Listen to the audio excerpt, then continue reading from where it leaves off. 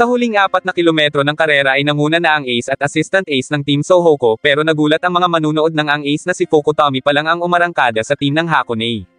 Sinabi naman ni Midosuji na oras na para sa kanilang pang-49 na bahagi, ang pagharang sa mga assistant sapagkat hindi kayang lumaban at makarating mag-isa ng isang ace patungo sa finish line nang wala ang assistant, kaya hinironggen ni Miss Ota si Arakita na siya umanong assistant ace ng Hakone. Habang ginagawa yon ni Miss Ota ay umarangkada na sina Ishigaki at Midosuji. Nung una ay gusto sana ni Miss Ota na siya ang umalalay sa ace nila patungo sa finish line pero inuto ito ni Midosuji at sinabing galingan ni Miss Ota para sa susunod na taon at ito ang gagawin niyang ace ng team. Dahil doon ay ginalingan nga ni Miss Ota ang pagharang kay Arakita kaya pasimple siyang tinawanan ni Midosuji at sinabi sa sarili na gagamitin niya ang kahit sino para manalo sa laban.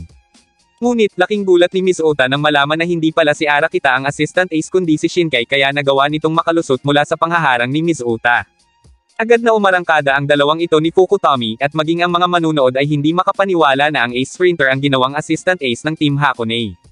Hindi nagtagal ay nagawa na nilang maabyutan ang dalawang nauunang team at doon ay hindi lubos akalain ni Midosuji nang makita na ang napakabilis na si Shinkai ang assistant ace. Maging sina Imaizumi ay nagulat nang makita na si Shinkai ang assistant at habang tinitingnan nila ito ay hindi maipagkakaila na talagang napakabilis nito. Tanging si Imaizumi na lang ang nakikita ni Midosuji na mahina kaya ginitgit niya ang handlebar niyo na siyang naging sanhi ng pagtagilid nito sa daan. Gayunpaman, hindi hinayaan ni Imaizumi na tuluyan siyang bumagsak at inisip na binigyan siya ni Kinjo ng isa pang pagkakataon na magpatuloy sa karera kaya ginamit niya ang harang para itulak ang katawan niya at makatayo muli. Habang nagpapatuloy sa pagpadyak ay sinabi niya sa kanyang sarili na hindi na siya magpapaapekto pa kay Midosuji kaya naman gagawin niya ang lahat ng kanyang makakaya para manalo. Dahil sa ipinakita niyang iyon ay inisip ni Midosuji na hindi na siya ang lampang Imaizumi, kaya sinabi nito kay Ishigaki na hindi na nila susundin ang mga bahagi sapagkat mula doon ay isasaayos na lang nila ang plano ayon sa sitwasyon. Sa natitirang 3 kilometro ay hindi na umano gagana ang kanilang mga pinlano, at wala na ring paulit-ulit na panlilin lang sapagkat ang karerang iyon ay tagisan na ng lakas laban sa lakas. Nang mga oras na iyon ay iniisip ni Imaizumi na hindi siya dapat sumuko dahil minsan niya nang sinukuan ang karera pero tinulungan siya ng mga katim niya. Kaya ngayon ay naroon siya at lumalaban, at wala na siyang pakialam kung ano man ang mangyari sa katawan niya basta ang mahalaga ay madala niya si Kinjo sa finish line. Sa mga oras na ito ay ang Team Sohoco ang bahagyang nangunguna, ngunit agad na humabol si Shinkai kaya kahit sa palusong na daan ay walang tigil ang kanilang mabilis na pagpadyak. Sa pamamagitan lang ng tinginan ay nabatid ni Imaizumi na hinahamon siya ni Shinkai sa isang labanan ng pagpreno sa susunod na pababang kurbada. Ang unang magpreno sa isang pababa ay siyang talo. Hindi naman ito inurungan ni Imaizumi kaya nagpatuloy ang mabilis nilang pagbulusok, habang ang Team Kyoto naman ay naiwan sa kanilang hulihan. Gayunpaman pilit pa ring humabol si Ishigaki hanggang sa marating nila ang mismong likuran ng dalawang nauunang team. Nanatili si Ishigaki sa likod ng dalawang team nang sa ganon ay mabawasan ang hangin na nagtutulak sa kanila, at para magawa niya iyon ay tiniis niya na depensahan ang 3 metrong pagitan nila. Ngunit sa hindi inaasahang pangyayari ay aksidenteng dumulas ang mga gulong niya sa bahaging kurbada ng daan kung kailan malapit na ang finish line. Habang nagaganap iyon ay naalala niya ang sinabi sa kanya noon ni Yosa na dalhin niya ang ace niya sa pinakamagandang posisyon gamit ang kanyang lakas, sapagkat siya ang magbibigay sa ace ng numero nito. Inisip niya na hindi niya na iyon matutupad kaya noon pa lang ay humingi na agad siya ng tawad, nang bigla siyang hilahin ni Midosuji pataas. Dahil doon ay muli siyang nakapagpatuloy at muling umarangkada hanggang sa maunahan nila ang mga taga-Hakone. Hindi makapaniwala si Imaizumi na may mas ilalakas pa si Ishigaki, at sa natitirang 1.2 na kilometro ay sabay-sabay na umarangkada ang 3 assistant ace dahil walang sino man sa mga ito ang magpapatalo. Habang patuloy na pumapadyak ay iniisip ni Imaizumi na konti na lang at mararating na nila ang finish line pero bago iyon ay may madadaanan pa silang matalim na kurbada. Bukod sa dinaanan nilang kurbada sa Route 139, dadaan din sila sa isang paliko na may lawak na 180° pababa patungo sa dalampasigan ng lawa ng Motoso, at pagkatapos nilang lumabas sa liko ay doon na manggenguna sa kanila ang mga ace nila. Sa pagdaan nila sa matalim na kurbadang iyon ay mapipilitan silang pumedal ng magkakasunod, at ang team na nasa unahan ang magkakaroon ng labis na kalamangan kaya iniisip ni Imaizumi na siya dapat ang mauna. Umabante siya sa dalawa niyang kalaban at pinanatili ang kanyang pwesto nang sa gayon ay si Kinjo rin ang mauuna mamaya. Ngunit laking gulat nila nang biglang sabihin ni Ishigaki sa ace nito na nakapag-draft na ito ng eksaktong 250 metro. Doon na nagsimulang umarangkada si Midosuji bagay na ikinagulat ni Imaizumi, at napagtanto nila na pinlano ng mga taga-Kyoto na paabantehin ang ace bago pa man sumapit ang matalim na kurbada. Dahil doon ay parehong tinanong nina Imaizumi at Shinkai ang kanilang ace pero para sa mga iyon ay ipagpapatuloy nila ang plano na pagkalampas sa matalim na kurbada sila aarangkada. Samantala, halos humiga si Midosuji sa kalsada habang binabagtas nito ang palikong daan, at hindi nito alintana ang pagsayad ng katawan para sa 4 na segundong kalamangan sa mga kalaban. Hindi naman makapaniwala sina Ima Izumi na napagtagumpayan iyon ni Midosuji, at ngayon ay nasa huling 1 kilometro na sila ng laban. Pinilit na humabol ng dalawa, at doon ay naalala ni Ima Izumi ang mga katim niya na nagsakripisyo at naghirap sa laban, at ngayon ay umaasa naman sa kanya na madadala niya si Kinju sa finish line. Pero dahil talagang hindi niya na kayang maabyutan ang agwat na 4 na segundo ay humingi siya ng tawad kay Kinju. Gayunpaman, lumapit ito sa kanya at sinabing huwag niyang isisi ang lahat sa kanyang sarili sapagkat maganda umano ang ginawa niya, at nag-draft siya sa abot ng kanyang makakaya para madala si Kinju sa finish line. Dagdag pa ni Kinju na bilang ace ay trabaho niya na dalhin ang mga hangarin at pusong ipinagkatiwala sa kanya sa kabila ng finish line, kaya naman nagsimula na siyang umarangkada. Dahil doon ay nakiusap si Ima Izumi na habulin nito si Midosuji sabay tulak upang mas madagdagan pa ang bilis ni Kinju, at ganoon din ang ginawa ni Shinkai sa ace nito na si Fukutomi.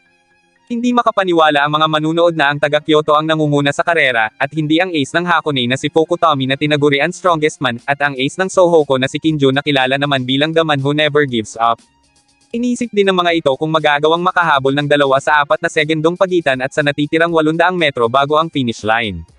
Nang mga oras na iyon ay inaalala ni Kinju ang mga nagawa, pagod, at hirap ng bawat isa sa kanyang team, at ginamit niya ang lahat ng iyon para ilabas ang kanyang buong lakas. Umarangkada si Kinju, at kasabay niyon ay iniisip ng kanyang mga kagrupo na sa mga oras na ito malamang sila ay nasa huling labanan na.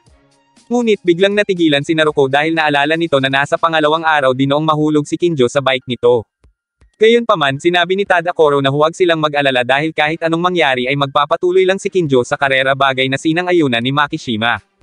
Tulad ng mga taga-Sohoko ay umaasa rin kay Fukutomi ang kanyang buong team, kaya pinatunayan nito na siya ang strongest man at inungusan si Kinju. Pareho nilang hinintay ang pagkakataong ito para makapaglaban muli, lalo na ni Fukutomi na nais lumaban ng patas at patunayan kung gaano talaga siya kalakas. Sabay silang umarangkada hanggang sa may baba nila sa 1 segundo ang pagitan nila kay Midosuji, bagay na ikinagulat nito dahil iniisip nito na isa lang sa dalawa ang makakaabot sa kanya sa natitirang 500 metro. Gayunpaman, mas lalo pang binilisan ni Midosuji, bagay na hinangaan ng mga manunood, maliban sa isang babae na nagsabing nakakadiri ang itsura ni Midosuji. Narinig yun ni Midosuji at sinabing wala naman halaga para sa kanya ang hitsura dahil ang tanging ninanais niya lang naman ay ang tagumpay, kaya mas lalo pa itong bumilis, kaya napaisip na ang mga manunood kung makakahabol pa ang dalawang ace ng magkaibang team. Sa finish line ay inianunsyo na rin ang nalalapit na pagdating ng mga siklista, at doon ay nakaabang na sina Miki para saksihan kung sino ang mananalo sa karera. Bagamat aminado ang dalawa sa angking bilis at determinasyon ni Midosuji ay pareho pa rin silang hindi magpapatalo sa natitirang 300 metro na magiging isang ganap na laban ng bilis. Tumindi ang hiyawan ng mga tao para sa kani-kanilang pambato na dibdibang nagtatagisan palapit sa finish line. Pero dahil hindi pa rin magawang makahabol ng dalawa ay umasta si Midosuji na siya na ang panalo sa pamamagitan ng pagtataas ng dalawa nitong kamay, at sinabing tinalo niya mag-isa ang dating kampyon at ang peste umanong si Kinju. 250 metro na lang ang natitira at kampante siya na mararating niya ang finish line dahil hindi umano kailanman babagal ang mga hita niya sa pagpadyak. Habang patuloy na umaarangkada ay naalala ni Midosuji ang sinabi niya noon kay Ima Izumi na hindi siya titigil sa pagpedal dahil lang nalaman niya na patay na ang kanyang ina. Bata pa lang si Midosuji ay nagbibisikleta na siya na tumatagal ng 2 oras papuntang Kyoto Prefectural Hospital para bisitahin ang kanyang ina.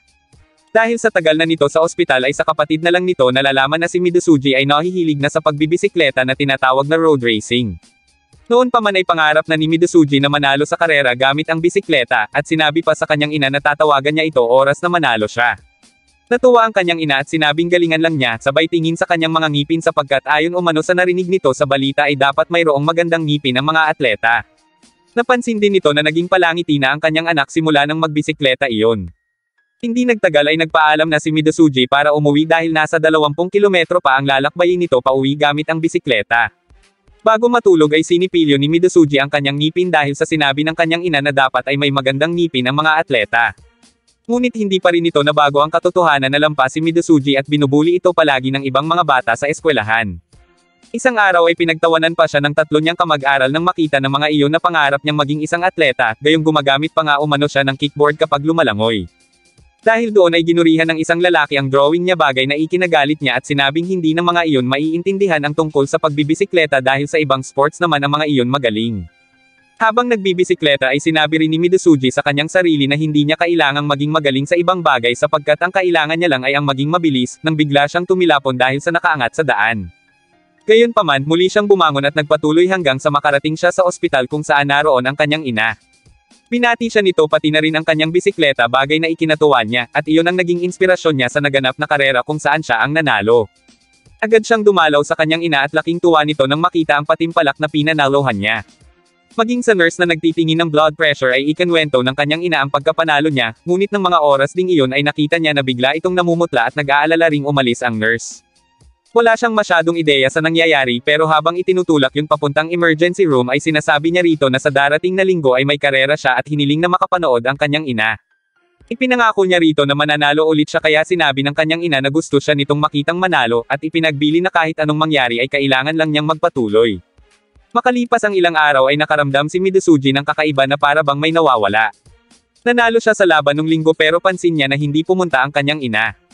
Naalala niya ang mga sinabi niyon sa kanya na gusto siya nitong makitang manalo at maging atleta, kaya simula noon, habang nakatingin sa langit ay ipinangako niya na mananalo siya palagi at magiging atleta gamit ang bisikleta niya. Hanggang ngayon ay dala niya ang bili ng kanyang ina na magpatuloy lang kaya hindi siya tumitigil hanggang sa ang kanyang braso at mga binti umano ay magkabali-bali. Naalala niya rin ang sinabi noon ng isang lalaki na sa road racing, ang mapanlin lang ang siyang nagwawagi, pero ngayon ay napatunayan niyang mali iyon dahil para sa kanya ay kung sino mang may pinakamalinis na pagnanais na magtagumpay ang siyang nagwawagi. Ngunit habang papalapit ang finish line ay nagawa siyang maabyutan ng dalawa, at kasunod yun ay bigla niyang hindi maigalaw ang kanyang mga binti. Gayunpaman pinilit niya pa rin pumadyak dahil sa pagnanais na siya ang manalo, ngunit sa pagsigaw niya ng tagumpay ay biglang nag-itak ang ngipin niya. Sa sandaling iyon ay naalala niya ang kanyang ina hanggang sa hindi niya namalaya na naungusan na siya nina Fukutomi at Kinju bagay na nagpaluha sa kanya at nakatulalang sinabi sa sarili na natalo siya.